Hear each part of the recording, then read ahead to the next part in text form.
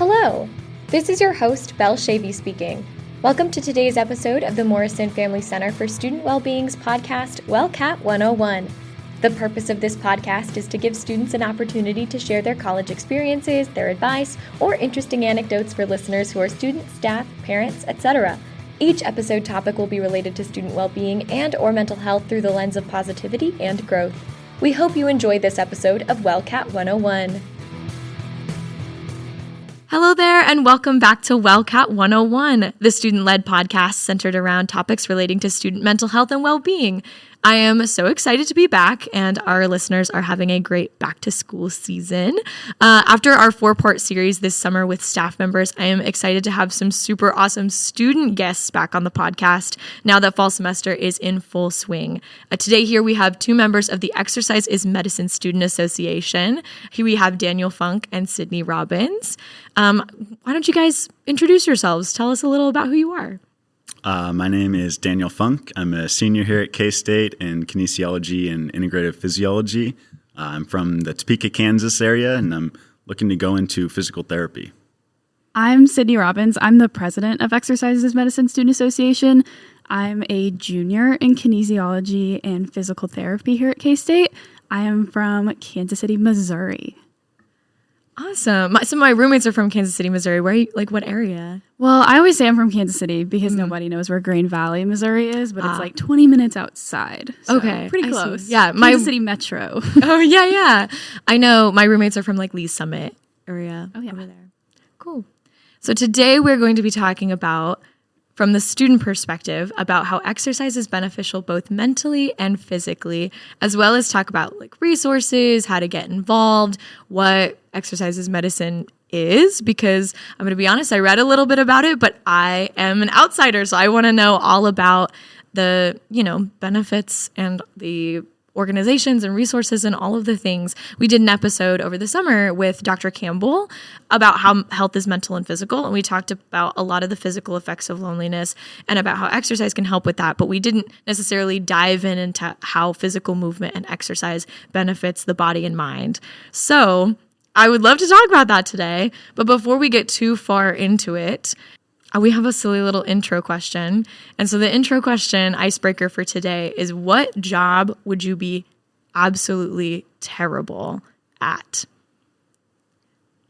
I can go first to let you guys think about an answer, because I am really, really bad at making decisions. So if it was a job that was just deciding where to eat for dinner, I would be horrible at that job. I would genuinely be very bad at that job because I don't know. I'm such a nonchalant person with tiny decisions. If it was, and this is a made up job, or maybe it's not, I don't know. Maybe there is a job where you have to make a bunch of tiny decisions that don't really affect your future. But if I was purely just a decision maker for something, I don't know if I could do it. I love that answer. I'll go a little bit more practical with mine. I'm in physics right now. I'd be a terrible physicist. Not my strong suit, but we're making it through. We were just talking about 8 a.m. physics, 8:30? Yes. Physics. That's, oof. Yep, I don't know if I could do that. Monday through Thursday starts with physics class, so pretty much. That's a fun time. Every single day, Monday through Thursday? Yep. Braver than me. I think I would be a terrible eye doctor. I hate eyes. I don't know what it is. I think they're so creepy.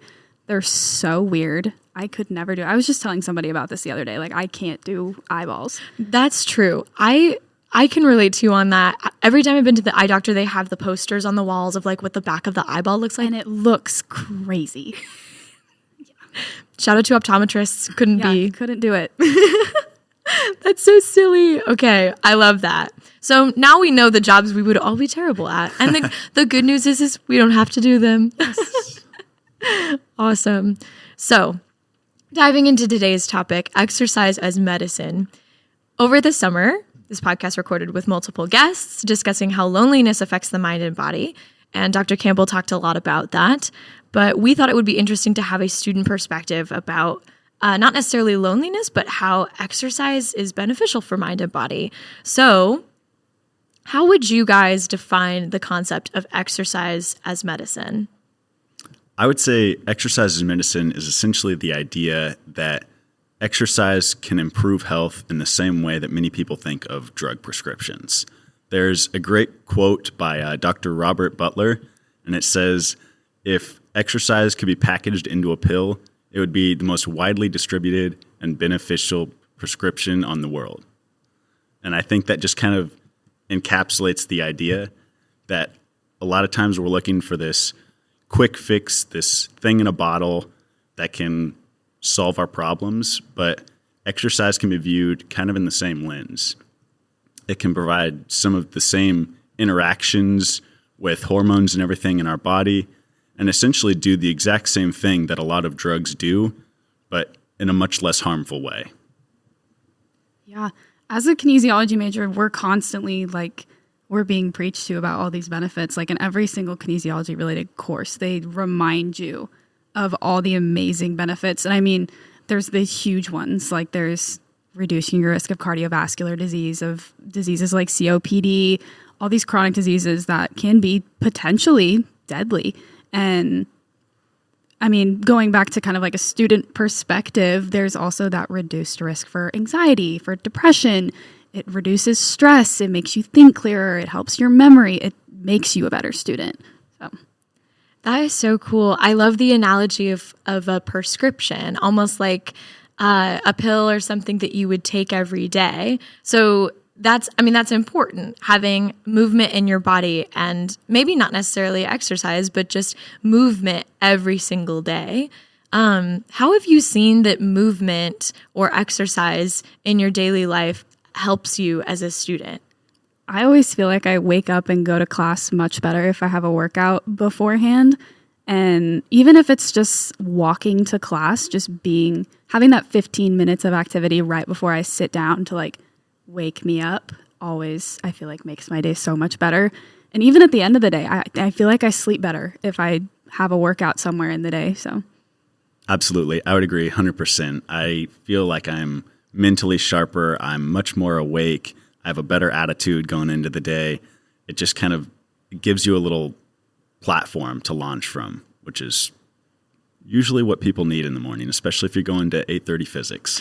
Definitely. Yeah. I know so many people that are, I don't want to say afraid of starting to exercise or afraid. I know that I am somebody that I don't know if I could get up at 6 a.m. and go run. I have roommates that do, and bless them. I'm sure they feel so much better after they do. But I don't know, just finding a way to kind of break into that habit of exercise and movement is sometimes a little bit intimidating. One, because I know from personal experience, sometimes I feel like I'm doing it wrong. I'm like, I don't know, nobody really taught me how to exercise or what is good for me. You just kind of have to try it. And that kind of makes me nervous because I don't want to, waste my time.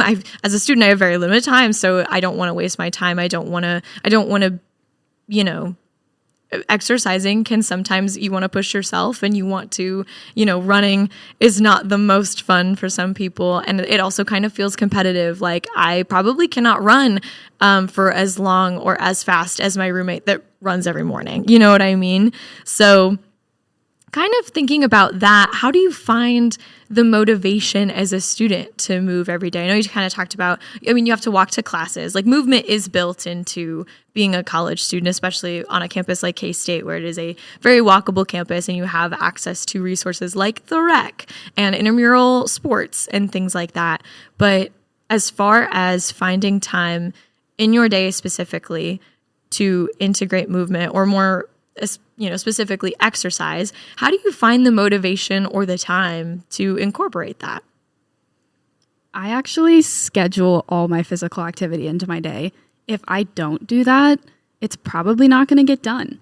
And some days it doesn't get done because, being a student, working, it's a busy life, but I have to schedule it. And I'm someone that very much goes by my planner. So if it's in there, it's going to happen. So you just have to prioritize it.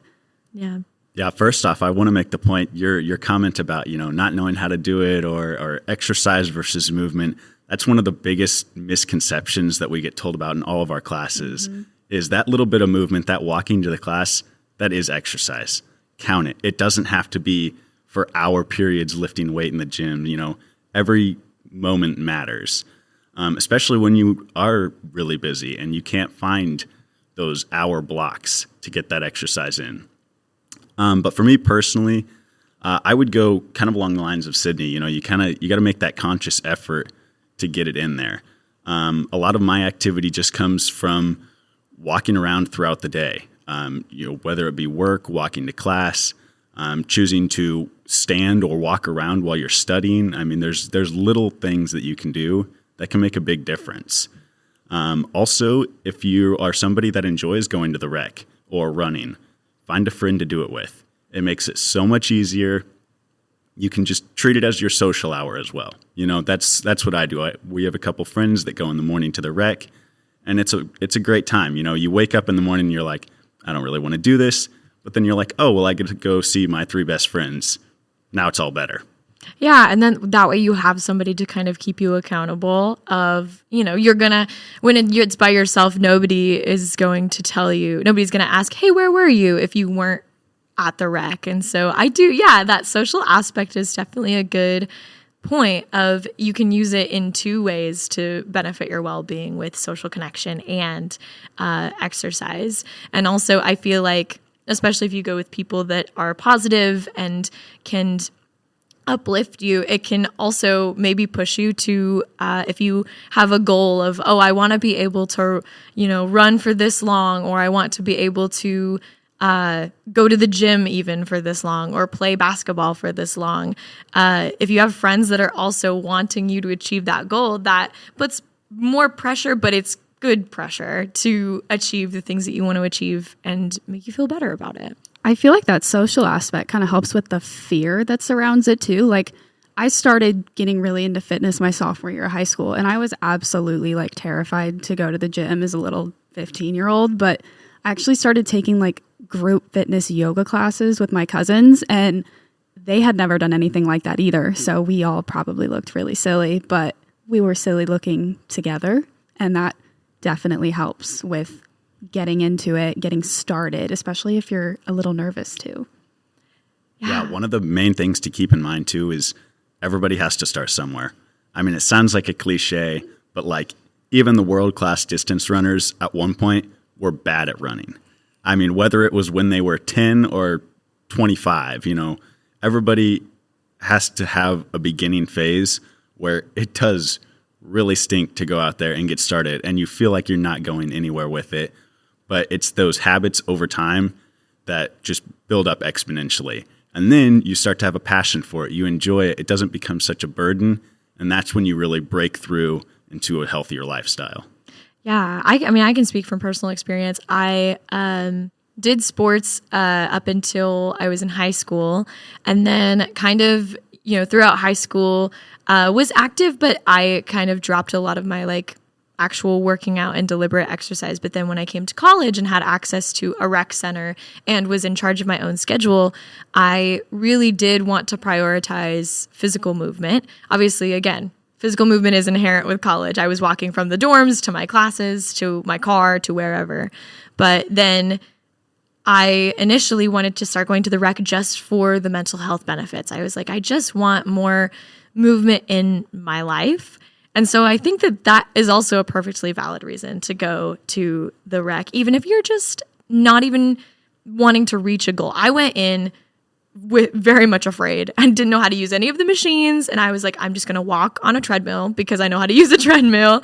And I am going to use the Stairmaster, and that's it. And I only maybe went for 30 minutes to an hour 3 times a week. But even just doing that and finally breaking out of my comfort zone and going and doing it made me more familiar with the rec. I was able to then kind of branch out and look at the other machines and be like, I don't know how to use that. I'm going to figure out how. And there's lots of resources and, things that you can watch to figure out how to use those things. But even just taking that first step of wanting to incorporate movement into your life, even just going to the rec for 30 minutes to do one thing, again, counts as movement. I like the point you made about literally, walking can count as your exercise. I think it's a good point to make too, that generally speaking, people aren't that scary. If you're at the rec and you don't know how to use a machine or you need a spot or something, just ask somebody. Most of the people there are ready and willing to help, and they'll probably be flattered that you even came up and asked them for help. So don't let that fear be something that stops you from getting started.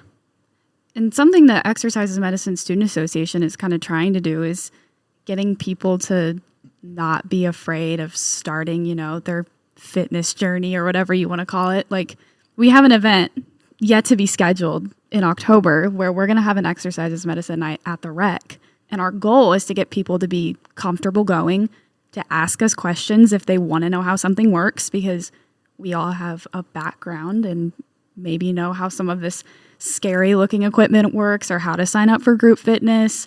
That's something that we're gonna try to incorporate a little more, is getting these people that, like I said, might be scared to go, or maybe they don't have people to go with. We will be there to kind of start that for them. Yeah, and you guys are so friendly. Like, they should not be scared. And those events and those organizations will be plugged in the description of this episode, so be sure to check that out.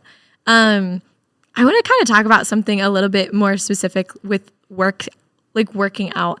I don't know, what kind of fun things do you guys do to make your workouts better? Like, do you have a good playlist that you listen to? Do you have like a routine that you do beforehand? Like, what are some, I don't know, cool things to integrate into a workout routine that make it fun and enjoyable? I always listen to music. I have multiple workout playlists because, sometimes the vibe's different every day. Something else is just finding physical activity that you enjoy. There are so many methods so many things that you could do. I love hiking, so I love going to Kanza. It's like my favorite place in Manhattan. So that is something that I enjoy to do, and it's great physical activity. And if you like Pilates, then make Pilates your thing. Or if you I feel like there's so many crazy fitness classes that I see on social media, like the bungee fitness classes. Some people like that, and you know what? That's exercise. So if that's something you enjoy, make that your exercise. Yeah, besides my main thing is just going with friends. I think that's a great way to just kind of break the barrier there. But as far as diversifying activity, I'm a huge sports fan. I love pretty much every sport. And so I like to kind of keep my options open and mix it up. If a friend invites me to go rock climbing, sure, let's go rock climbing. Or maybe it is a weight session in the morning, or playing pickup basketball, or whatever it is. There's tons of intramurals here at K-State too. Shout out to the rec for that. Yeah. I love playing intramurals. The past couple springs, I've done a co-rec softball team. It's a great time. Just get your friends out there and have fun during the evening, and maybe move a little bit while you're at it.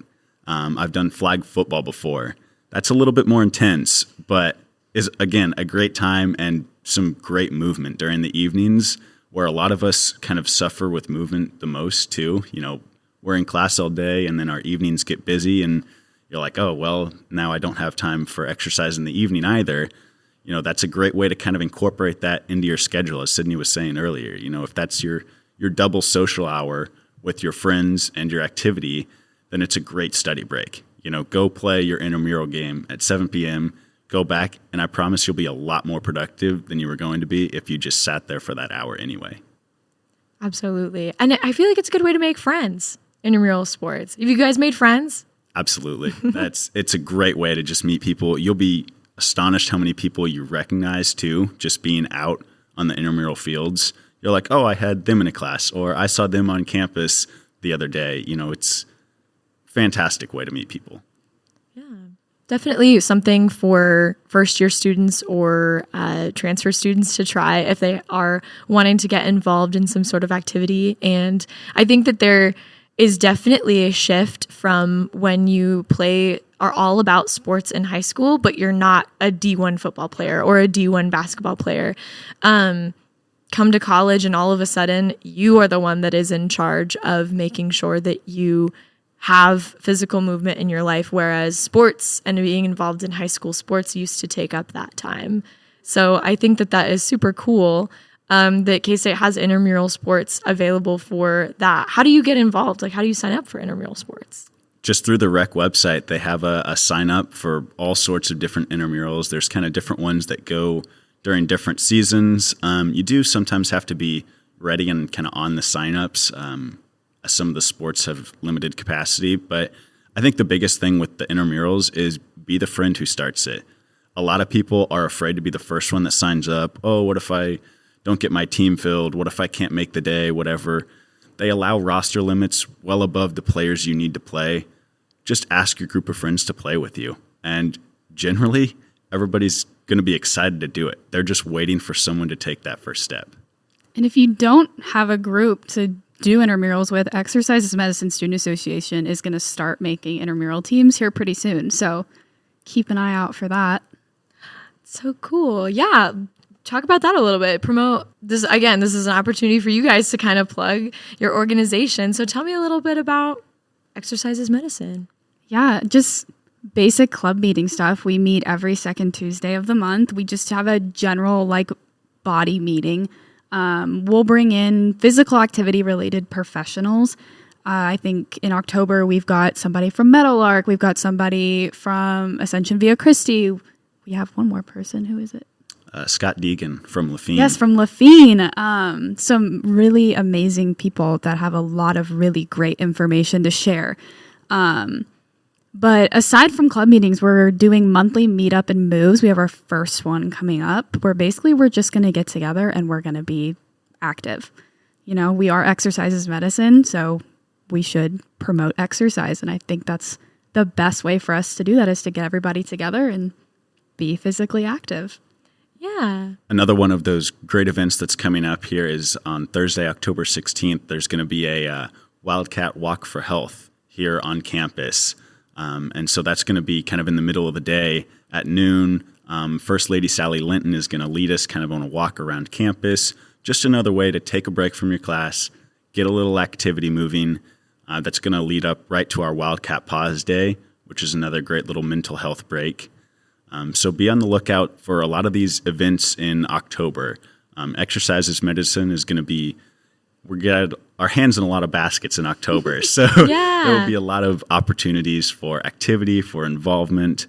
And if you see us about at one of the events, come up and say hi, ask about the organization or just general tips on classes, how to get moving, whatever it is. I promise we're not that scary. Yeah. And I think that October being the time that you guys are having your hand in all these baskets is a really good thing because I feel like the changing of the seasons and as October approaches, I typically, especially for, I found my freshman year and first year students, I know RAs know about this as well. Typically week 7 happens in October and about mid-October is when things start getting a little bit tough. Classes are, midterms are happening. Classes are in full swing. You can't drop classes anymore. And things are kind of getting real. It also gets darker way earlier. And I know that seasonal depression, seasonal affective disorder, and things like that are starting to kind of arise. So I think that is the perfect time to promote exercise as being one of the ways that you take care of yourself, especially during times like that. Talking about, intramurals and that exercise is more than just lifting weights or running. What are some of the most creative ways that you guys incorporate exercise into your life that isn't maybe an hour at the rec or, I know you said hiking, but I don't know, what are some ways that you can incorporate it in between classes or during your day? In between classes, some of the buildings on campus have elevators. Take the stairs. I know that might sound a little cliche, but take the stairs. It's going to be better for you. If you have a job that allows you to be physically active, utilize that. I work with kids, so I'm on my feet running around constantly. If you have that opportunity to be active at your occupation, take that opportunity. Yeah, I would echo the work thing for sure. My job is the same way. I'm up and moving all the time. I'm lifting stuff, setting stuff up. It's a great way to not even realize that you're being active. I look back on my days and I'm like, okay, how active was I really today? And you're generally a lot more active than you think you are, whether that is just walking to class or using the stairs or being active at your job. It's not necessarily the major ways of activity that are typically pointed out that make up a lot of your activity during the day. It's the little stuff that you might not even think of doing that really makes the big difference. And if you can incorporate those small differences throughout your day, then you'll see your activity levels skyrocket. Yeah, no, I've never even really thought about that before. I know it, I work at Lafine. Whoa, big shocker. I work with the Wellbeing Center, obviously. And yeah, thinking about how much I have to walk back and forth from different places in the union or just on campus to deliver resources to people or to go pick up things or to go make copies. Yeah, I don't know, maybe paying a little bit more attention to that of how much I am actually up and moving or, taking the stairs instead of the elevator up to my workplace every day. I don't know why that just kind of blew my mind a little bit. And I want to talk a little bit about what kind of goes along with this, but like accessible ways to exercise. Not everybody is able-bodied. We know this. But what are some ways that you can do seated exercise or exercise that maybe is not as aggressive or as time-consuming as getting up and walking or using the stairs or running? There are a lot of ways that you can kind of modify exercises to make them more accessible. Like there's sit to stands where literally you're just standing up out of a chair. And while it may look simple for some people, it may not be for other people. And that's a great way to, help with those stabilizing muscles. And that could be really important for some people, or even just doing exercises, but taking like the weighted aspect out of it, doing body weight exercises. Or even doing things like aquatics where your body's a little more supported and maybe those movements will be a lot more comfortable for you if you're like in water. Yeah, you can incorporate it other ways too. I mean, if you have to sit down and study for a test, get a yoga ball or something. Mm-hmm. Sit on the yoga ball. You don't think about it, but you're engaging so many more stabilizing muscles that you're almost getting a workout at the same time you're studying. And that can be a difference maker if you don't have the time to incorporate a separate workout. And there are also lots of ways to do exercises without having equipment. Like I said, body weight exercises. Or I even thought of like, if you have Just Dance, that is such good cardio. Like maybe we should do that for a club meeting. It's a great way to get up and get moving. Like I think they even have a setting on the game called like sweat mode or something where you can put that on. It'll just give you like shuffle play of songs and dances for you to do. And it's really good cardio. It does make a difference. Yes, dancing. Flashback to having sleepovers as a kid when I think lots of Just Dances are available on YouTube for free. Yes. So even if you don't have a Wii or a Just Dance, set up your laptop. Yes. Oh, I'm so glad you mentioned that. I love dancing. That's so fun. But yeah, all the things you said, that was so, I don't know, informational and helpful. Is there any other things? We're kind of approaching time a little bit right now. Is there anything else you guys would like to mention before it's time to go? If you want to join us for an Exercises Medicine Student Association meeting, please do. We are not a major specific club by any means. We want to promote physical activity to everybody. So if you want to join, our meetings are every second Tuesday of the month in Justin Hall. In the fall, they're going to be in 163, and in the spring, they're going to be in 247. So please join us. We do gift card drawings every meeting, and we also have snacks, if that helps. And those will be at 7 p.m. Yes, that is important information as well.